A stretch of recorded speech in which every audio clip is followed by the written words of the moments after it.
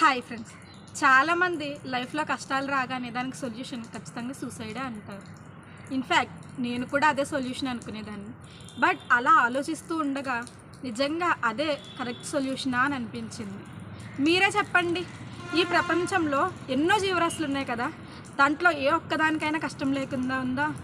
అసలు అలా ఉండదు. ఎందుకంటే దేవుడు అసలు అలా సృష్టించలేదు. అసలు దేవుడు సమస్యలు ఎందుకు పెడతాడో తెలుసా? మనం కష్టపడడానికైతే మాత్రం కాదు. అది ఎందుకు అంటే మనలోని బలాన్ని మనకి తెలియజేయడానికి. బంగారం అగ్నిని తట్టుకుంటేనే మెరుస్తుంది, అలాగే వజ్రం ఒత్తిడిని తట్టుకుంటేనే దాని నిజమైన విలువ బయటకు వస్తుంది. మనిషి కూడా ఇంతే, కష్టాలు పడినప్పుడే అతని బలమేంటో తెలుస్తుంది. కాబట్టి కష్టాలు వచ్చాయని చెప్పి పారిపోవడం కన్నా మన బలాన్ని ఏంటో మనం తెలుసుకుందాం.